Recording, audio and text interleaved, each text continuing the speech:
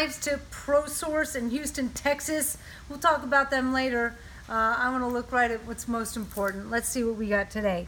All right, Prosource has 2 slim midis, 1 classic here with bronze handle and spring.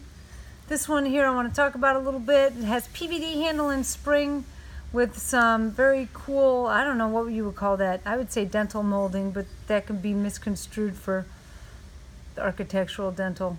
But it looks like little teeth. Looks like someone took a little bite out of it. Very cool. Genesis T with some pattern laser engraving covering the handle. It has a polished blue anodized handle, blue anodized spring. Full-size Praetorian G with a D2 Vulcan Tanto. It looks very subtle unless you catch it in the right light.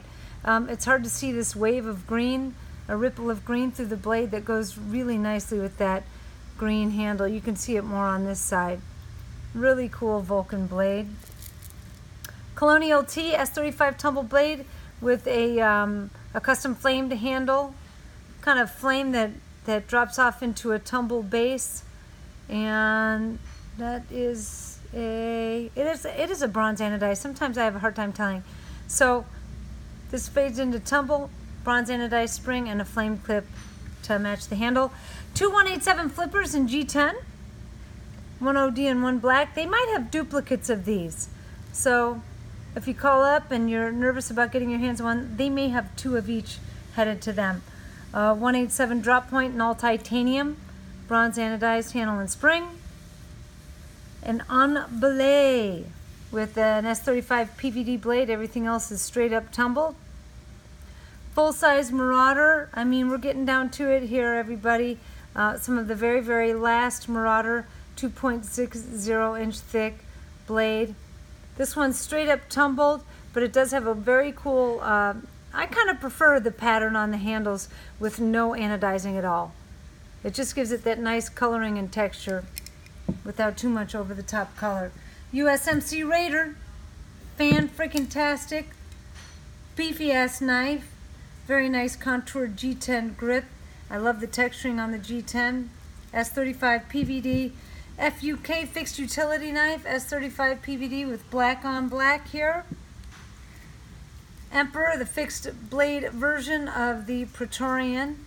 So look, if you had to have a mated pair, if that don't look pretty, I don't know what does. So Emperor with the OD green. And last but certainly not least, the USMC Fighter. It's kind of nice to see the Fighter and the Raider side by side.